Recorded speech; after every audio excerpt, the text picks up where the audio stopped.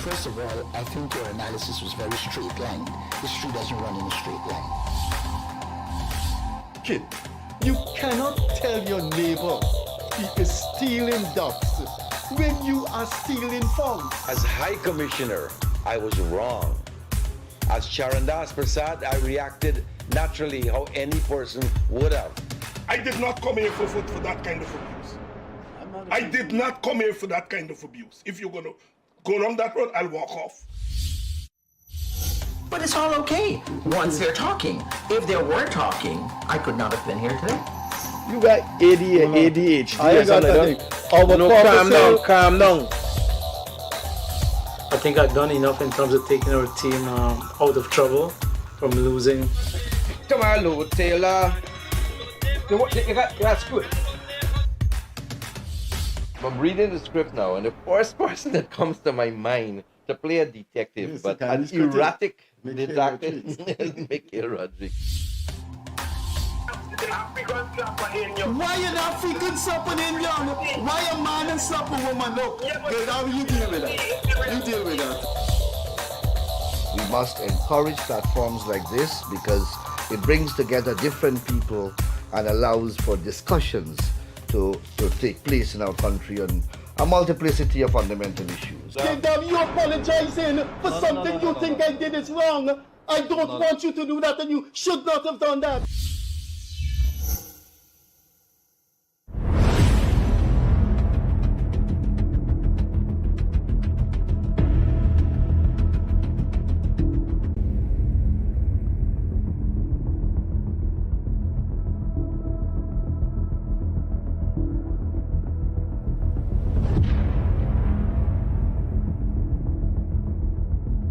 Hi there, you're looking at the Freddie Kissoon Show. Thanks for being with us. Good evening, good night, good morning, wherever you are based in different time zones. We are filming on the balcony of the Everest Cricket Club.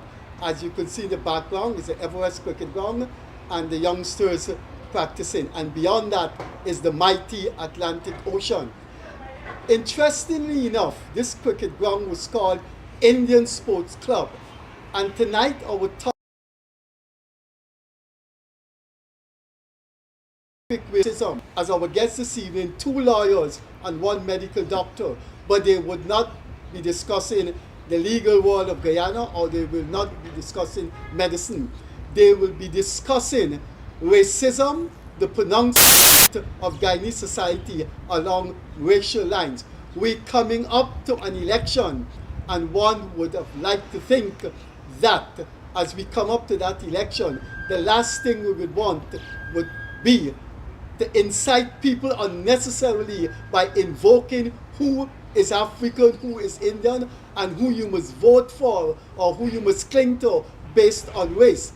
This evening we will be discussing what 2 persons, 2 very eminent African Guyanese have said, and we will ask our panelists to analyze what was said. We start with Professor Clive Thomas.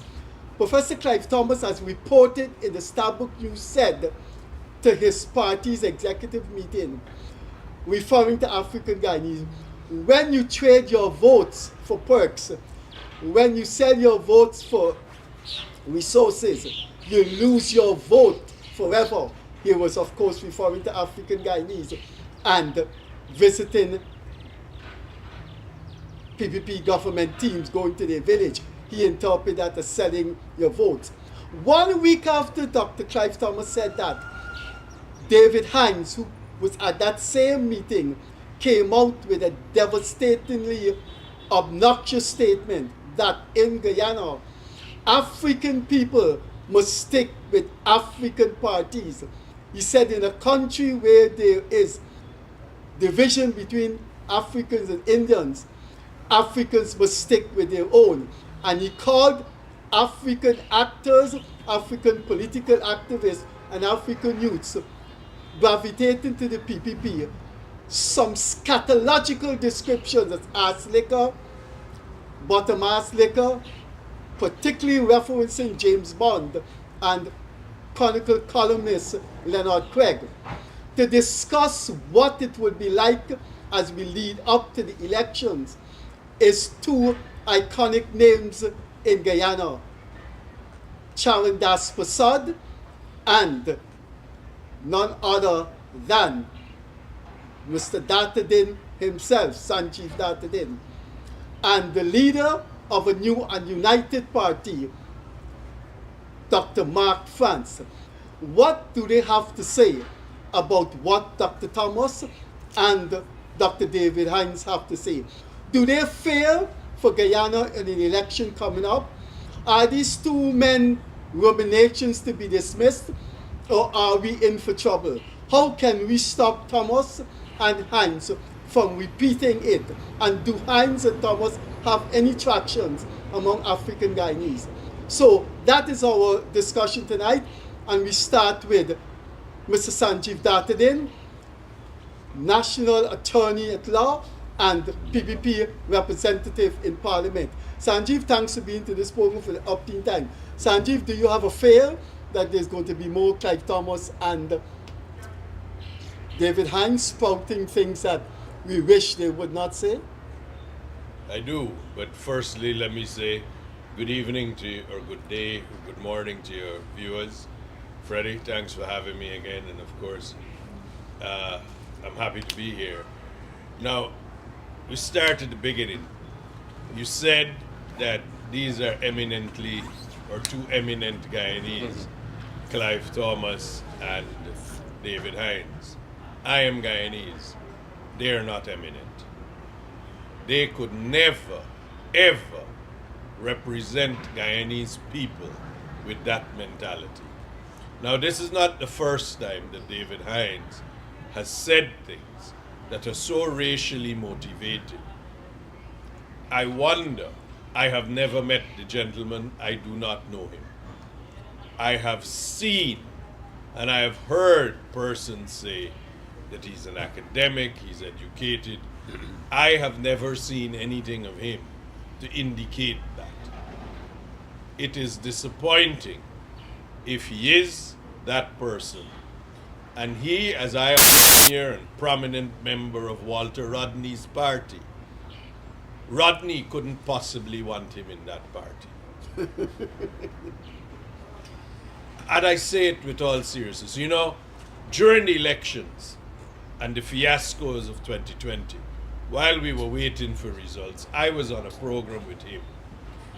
And I was told that he was this educated gentleman. And he said that what they should do is burn all the ballots. No one should know. It's only because I don't want to curse. And it's only because I didn't want to curse him then that I didn't tell him what I thought of what he said. How could you say, after the people of the country have voted, you don't want to know, destroy everything? Destroy what? To hide, trying to rig the election, to prevent the will of the people, so that you could have your way? Those are not values and principles of Rodney. Now, Dr. Clive Thomas is similarly a member of the WPA. Rodney's party was not built on that. Rodney's party was not about race. It was about fairness and representation. What have they taken his party and done to it? But you see, we have to look at what is happening, and we have to understand. Now, in my little experience that I know, you see what happens is the first time you say something, people are in shock, but then there are no consequences. You push it further, you push it further. And all of a sudden we find ourselves 4 years down the road where he would speak of Afro-Guyanese in such a derogatory way, all because they don't share his view. He hasn't got a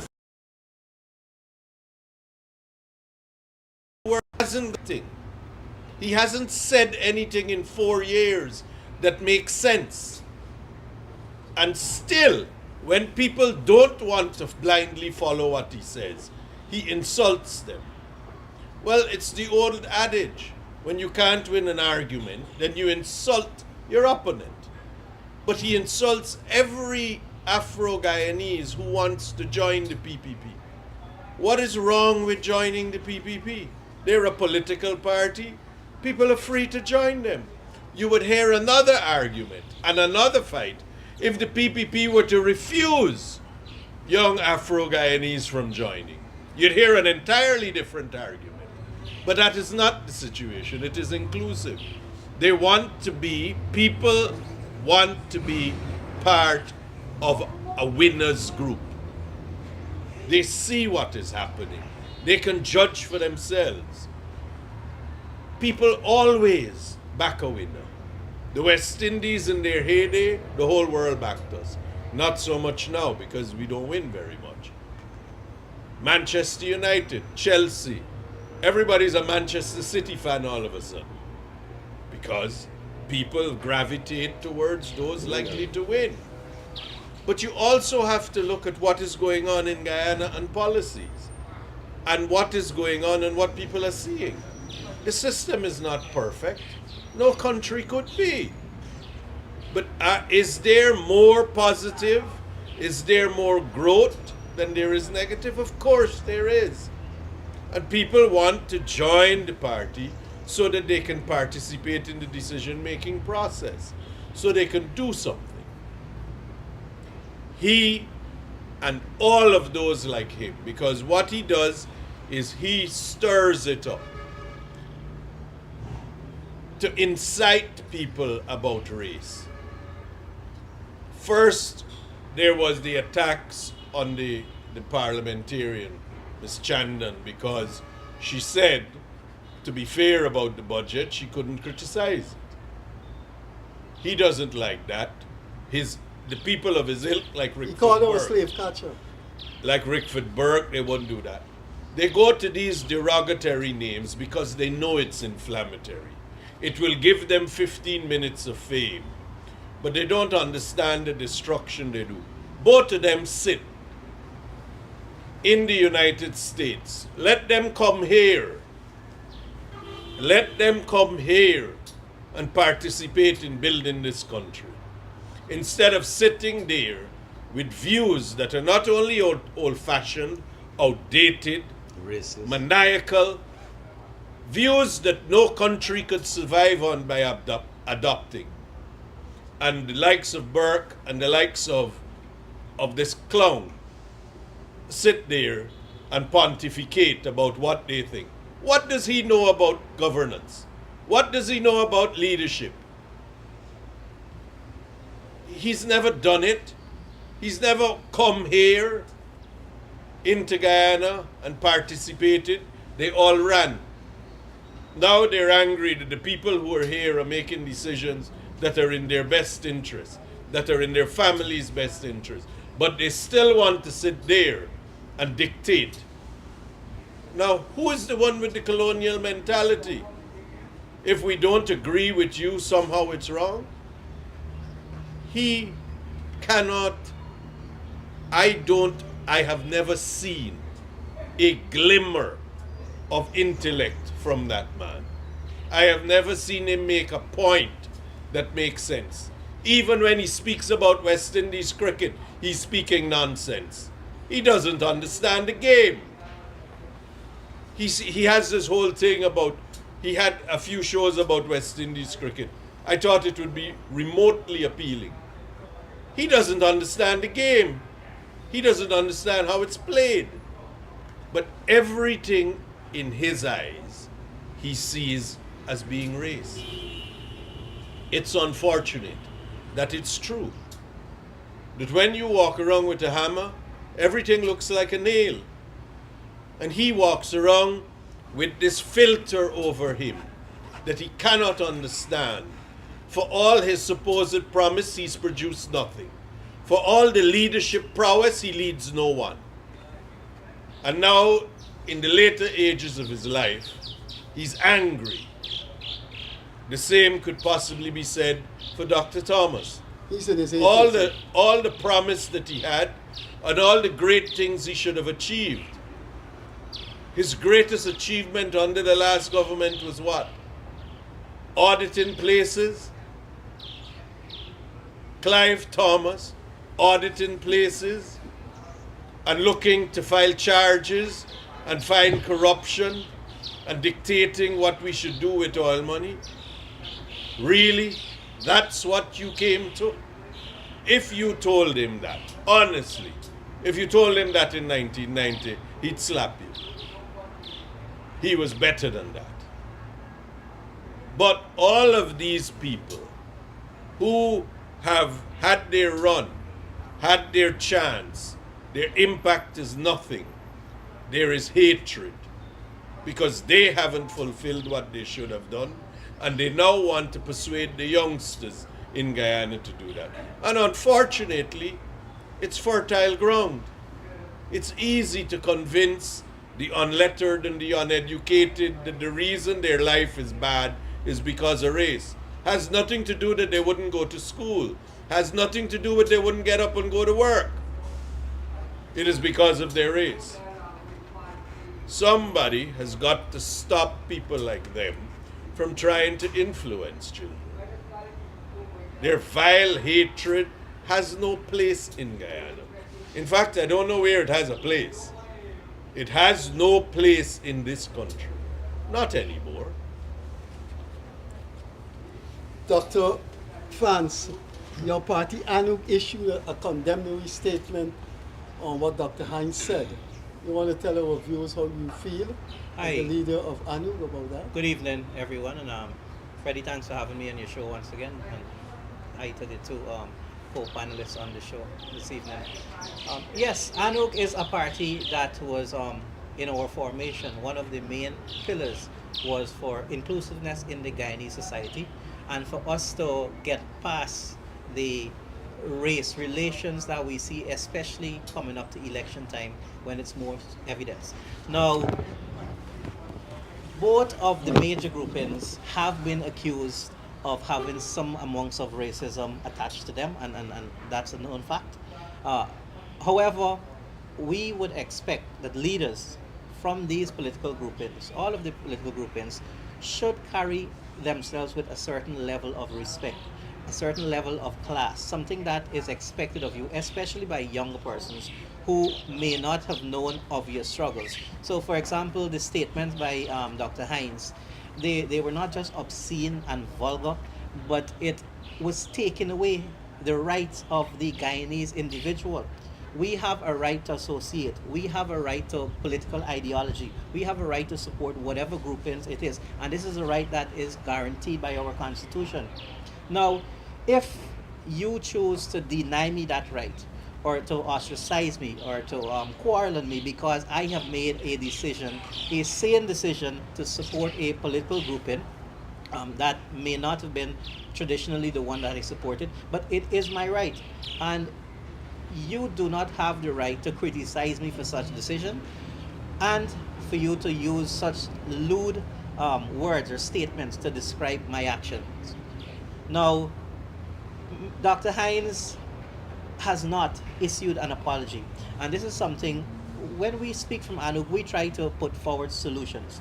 So we listed in our condemnation, the press release, a number of solutions in terms of how we can get past this and what we should do. And one of the things that we're doing, and we actually wrote, is to the ERC, because we've seen both political groupings speaking about inclusive governance, looking at various agencies and their functioning, ensuring that we have better governance. So one of those is the Ethnic Relations Commission that is supposed to look at the behavior of Guyanese and Guyanese individuals with regard to how they comport themselves, more so persons in the political limelight. Now, Dr. Hines is not only a co-leader of a political party, but he is also one of the main negotiators for that party to be possibly included in an upcoming coalition. Now, by virtue of you having direct relations with the WPA and Dr. Hines in particular, it brings into question the moral compass of these other groupings. And so in our statement, we said that we believe, and ANUG has always been a forgiving party, and maybe that is why we are where we are today, that people can change, people can repent, and people can do better. And Dr. Hines is someone who we believe that if the right person speak to him, if he acknowledges his mistakes, is someone who may be able to still correct his actions.